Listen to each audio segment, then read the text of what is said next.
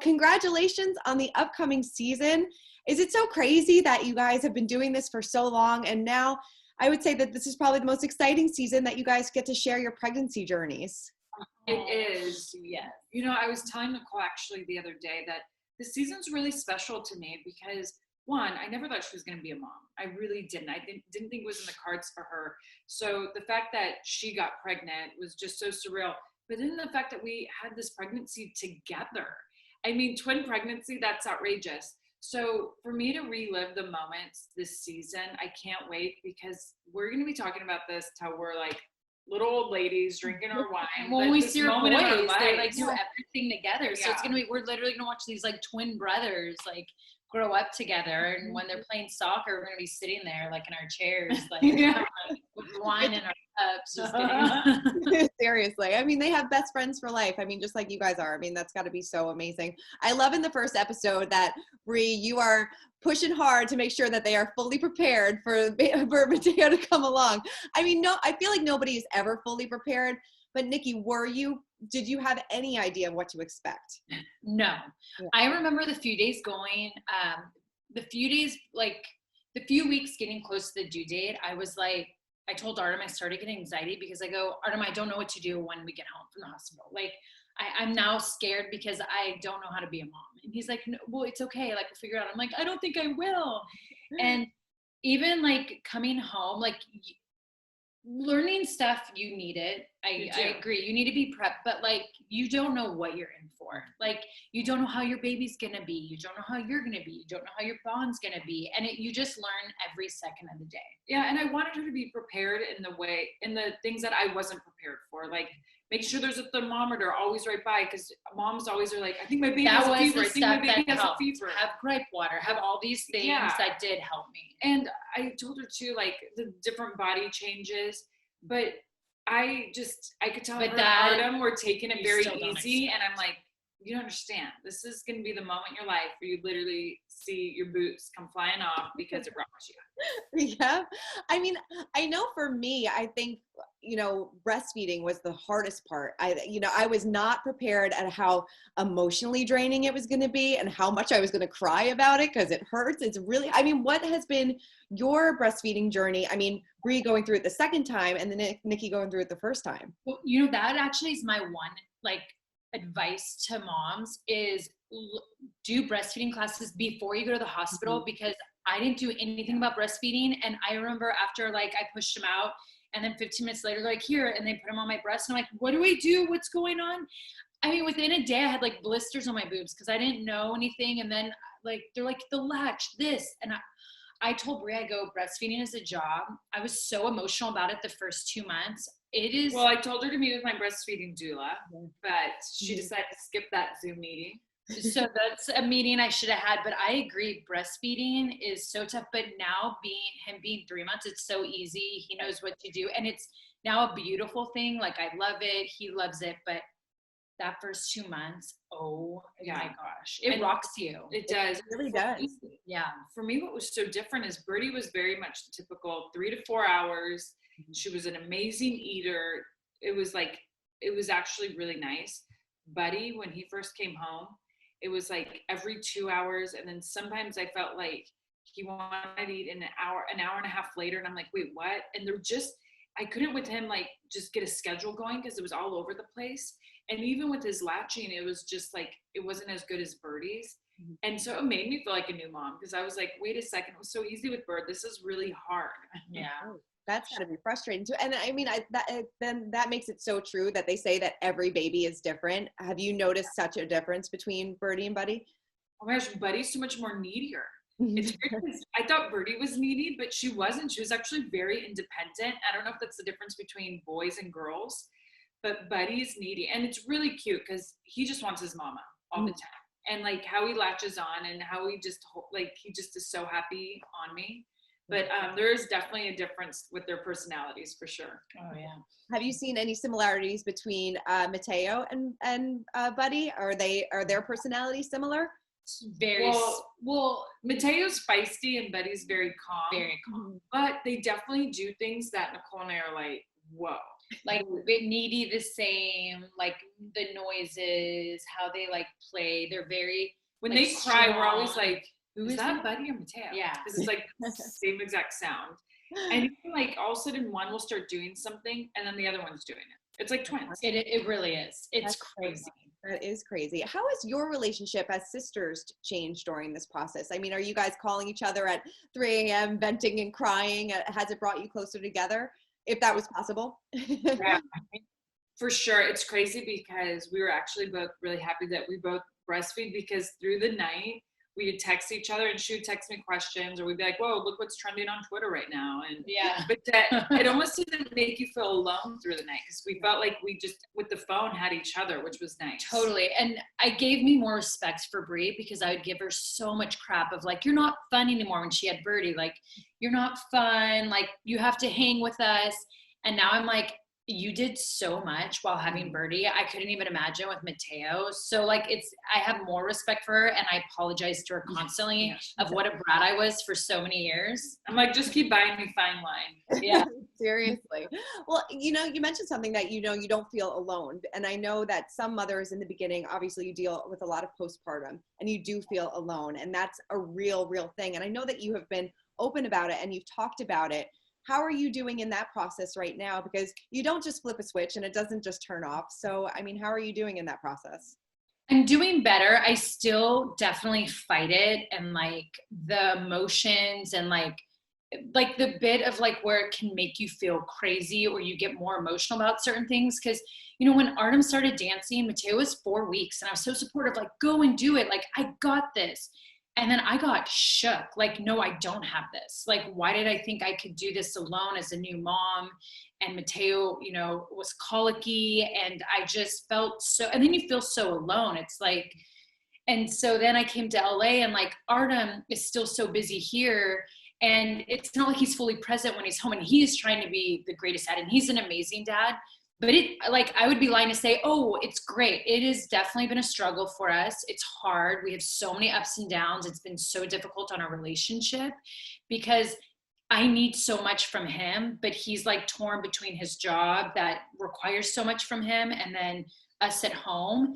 And it's just like my depression kicks in so hard. And then it's like I sit here and I feel alone. I don't feel good enough. It's like, and it's hard. I have like, poor Brie has to hear me so much, because I'll have good days and bad days, but I'm out of the dark hole part, which is good. And that's pretty much because I find she had to come to Artem and be like, Nicole isn't doing well and she's hiding a lot from you. Like, which I think most women do when they get it, because they're embarrassed by it. Because the first thing she thinks is like, I don't hate my baby. I'm like, no one thinks that with postpartum depression. Right. Like, he was actually my light. Matteo was like my happy time. Yeah. But I did. And also because you're prideful. And I was like, you got to let it all go. You have to communicate with him, because then he can help you, because that's what you need. Well, and it's like, this is the one thing, like, I know for producers, it's amazing when the camera's rolling, but for me, it's like not. But I was holding this in from everyone, and we were filming this season. Mm-hmm. And this was just a few weeks ago or a month ago. And Brie goes, how are you doing? And it was the first person who had asked me that in like months. And I bursted into tears, and I was trying to hold it in, but because we were filming, and I lost it. And Brian was right there, and I had a massive meltdown, and Brie was like, oh my gosh, you're not okay. And even my doctor could see it, like, you're not okay, you're pretending. And I just broke down, and I was like, I'm not, like. Yeah. I mean, it's so funny, your doctor, like, you go in and you fill out those charts, like, and you don't want to circle the things, because you're like, like, I know that I'm not feeling myself. Yeah. I know that. And it does. It takes like a good year, I think, Brie, would you agree that it takes like a good year to get back into how you feel about yourself? 11/11 for you all, if you all want to make a quick wish. 11/11 on 11/11. Nice. Okay. It does take a while. And I think for me, one thing I had to let go when I became a new mom is like the old Brie, that's never coming back. And I shouldn't want, like, I had to let go of the idea that I had to go back to that. It's like, what is the difference between the old Brie and then the new Brie, the mom Brie, and mixing those two together? And that really helped me get through it, because with Birdie, I dealt with a little postpartum depression in the beginning, because I was feeling left out. And I had just stepped away from a huge career in wrestling. and then just seeing all the women doing these incredible things, that it was hard for me to sit back. But where this time with Buddy, it's so different. But I told Nicole, I'm like, it takes a while. It takes a while for your body to get back. Mm-hmm. It takes a while for you to adjust as a new mom and know this is your life and the schedule of it. I go, but once it does, it's like, you're like, oh, I'm going to have more kids. This is all so easy. Like, I got this. Yeah. Yeah. I mean, Nikki, how is your relationship with Artem now? Have you guys worked through that, you know, those hard times? Because you said he really didn't know. And then are you guys finding that balance? Because obviously he's still on Dancing with the Stars, and, you know, it's a lot of alone time for you. It is. It's definitely like, the one thing was like, I just told him, like, I need more attention, like from you. And that is something we've worked on, and that's gotten better. He and I, for the first time ever, like, Artem and I have great communication, but it's been lacking. But that's something that we've been so strong about in our relationship. And so he and I are actually going to start, like, it's therapy, it's with our life coach. Mm-hmm. But after dancing, like, we're going to start classes as a couple, because we've realized that we both feel like we're not listeing to each other. Like, and we've realized that their love languages are different. Our love languages are that's fine. Right. So we finally both just said, like, we need to bring someone in to help us so we don't get into a bad place. Mm-hmm. But I mean, it's like today I got the most passionate kiss before, like, he left to rehearsals, and he's good about doing things for me that make me feel like so good about myself and sexy. But I told him, I'm like, I need those things because I don't get it. And said my body's giving to someone else and I'm not getting anything in return. So we still have ups and downs, but overall we're doing great. Good. I mean, I think that's so smart. And, you know, you're helping you notice the problem in the relationship and you're fixing it before, because the first year with the baby, it definitely does change your relationship. I mean, Brie, have you noticed having 2 kids, has that changed your relationship as well? Oh, definitely. I think people were surprised when I said that Brian was sleeping in the other room and he was on Birdie's schedule, and I was just by myself with Buddy in the master bedroom. Mm-hmm. But he and I realized when we had Birdie, we both were trying to do everything together, mm-hmm. and we both were sleep deprived. We both were trying to survive, and it didn't make it fun. Mm-hmm. So this time around, we were like, you know what? Let's make it easier on ourselves. And I'm like, you don't breastfeed through the night. I do. So it was easier for me to be able to turn on a light, not worry about waking him up, just be in my own element with Buddy, and him be with Birdie. So Birdie had a parent that had all the energy and nothing felt different for her. And I have to say, it's made our relationship so great. Yeah, now, you guys have a great thing going. We do have a really good thing going. Now, is the romance not there? But, you know, like, oh, come back soon. Right now, it's just make our family strong, the foundation strong, and then we'll work on romance soon. And now, I think last week you came back into the bed. Yeah. Finally, we're like, okay, it's time. Because it is crazy how being sleep deprived, how crazy you can be. Like, at times I feel like I'm mad, S-H-I-T crazy. And I'm like, I swear I don't know where this is coming from, but I hate you right now, but I'm trying to be okay. I mean, you mentioned romance, and, you know, are you guys starting to feel sexy again? Are you getting back into your bodies a little bit? I know you both have been really open about your post-baby body journey, and I'm sure as athletes, it's probably frustrating that your body doesn't bounce back as soon as you expect, right? Oh, I mean, so totally. frustrating. It's so frustrating. Like, I told Brie, like, this is like, I don't feel sexy at all. Like, I don't feel beautiful. And I told her, I'm like, it's so hard to, like, look at yourself in the mirror and just feel disappointed. And it's been like a huge struggle on me, because even when I would fluctuate in weight, like, I was still toned and working out and felt good in that way. And this is just something so different. And it's like, I try to think of, like, but I have Matteo, so it's fine, Nicole. But it is really hard. And especially Artem's dancing and getting more and more ripped. Right. So it's like, I'll see him naked and he'll be like, oh, I think I'm losing too much weight. And I'm like, oh, that sucks for you. Like, you sneeze and you have abs. Like, and it makes it so hard. But I mean, at least our romance, that's the thing that will help me, is we have incredible sex. And thank goodness for that, because that is like the one moment where I feel beautiful. But anything outside of that, I just don't. Which I tell you, that's crazy, because, you know, and which I get, because it is hard, but I'm like, Nicole, think of the size of Marilyn Monroe, Sophie Loren. Like, you think of their size. I think social media now makes us all feel that we have to be real thin, we have to be ripped, and it just kind of messes with your head. And so I was like, I just think like we need to showcase our bodies on social media so people know like real life. But also I just always tell myself like, well, Marilyn was, a little thicker, and Sophie Loren. So this is what, I got their bodies right now. I love it. Absolutely beautiful. You guys look great. You make post-baby bodies look good. Nikki, are you guys in the planning stages of the wedding? Is it happening in Napa Valley after Dancing with the Stars? So Artem and I, like, we have talked, quite a bit about our wedding, and we both just said, like, I'm hoping, like, we'd love to have a fall 2021 wedding. We'd love it to be in Napa Valley.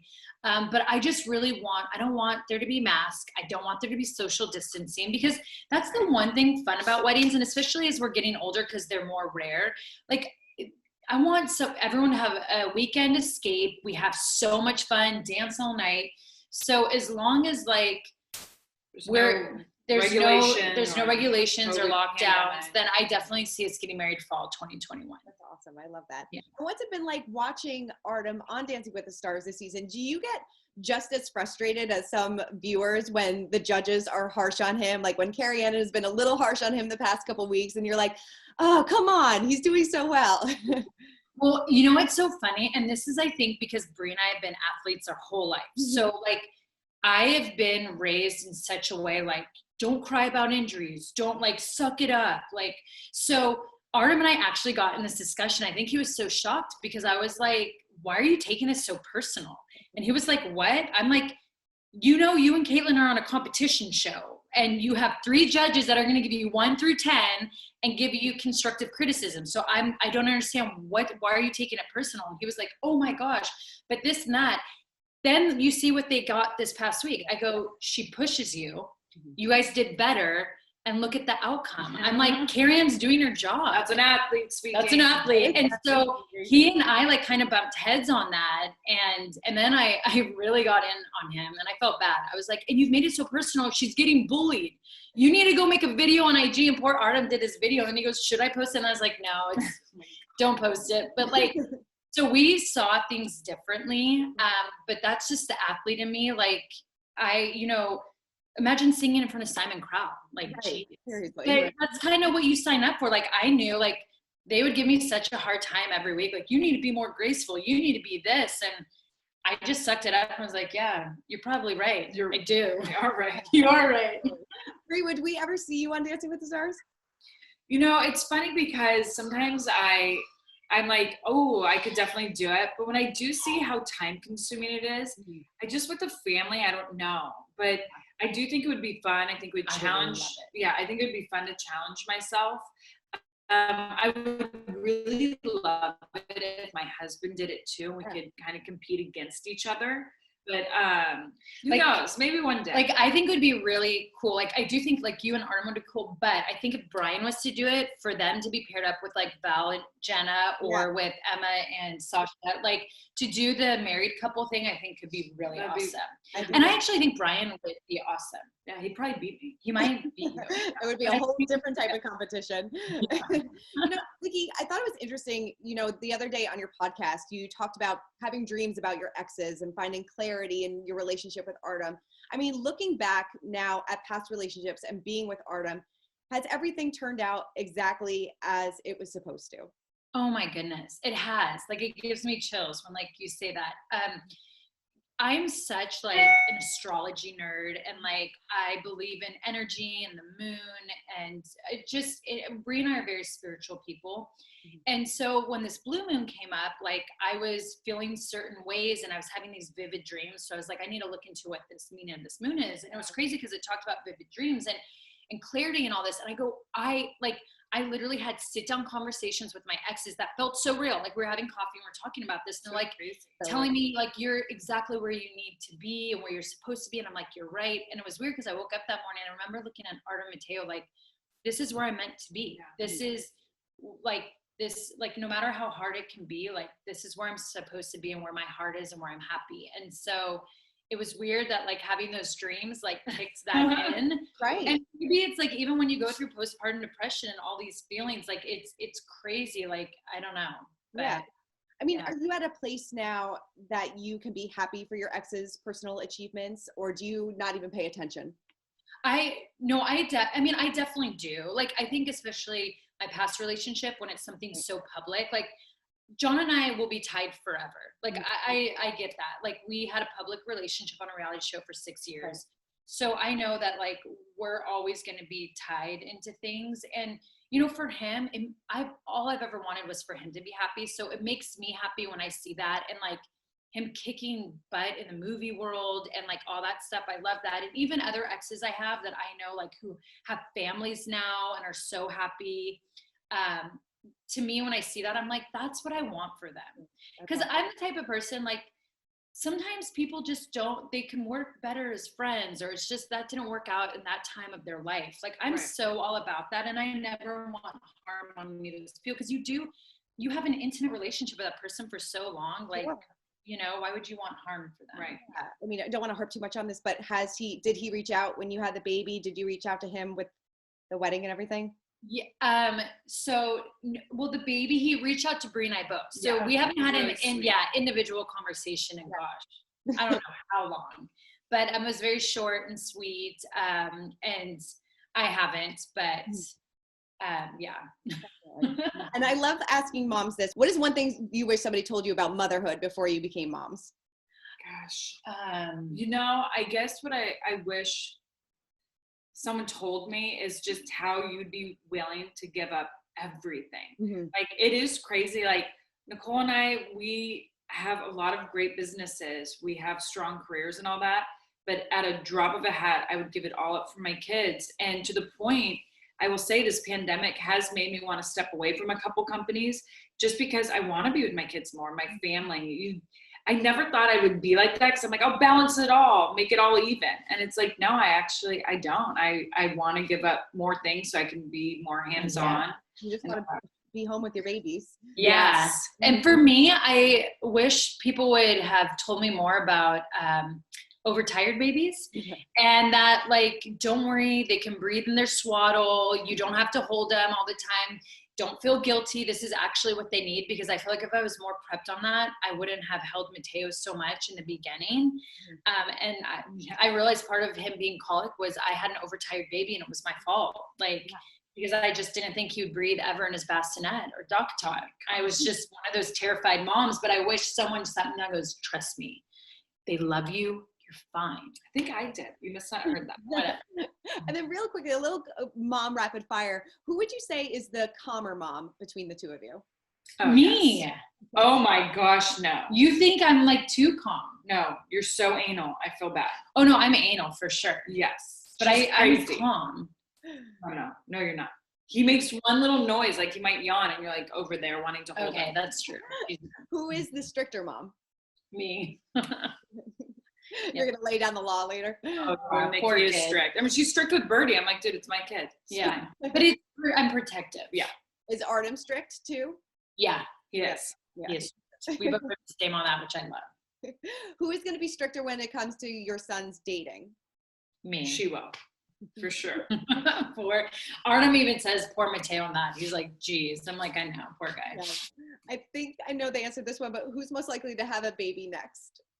Oh, for sure her. No. My tubes are out. Oh, your tubes are out. I get my tubes taken out. There's no way. I honestly want to be one and done. Artem really wants a little girl, but I just don't know if I could do it again.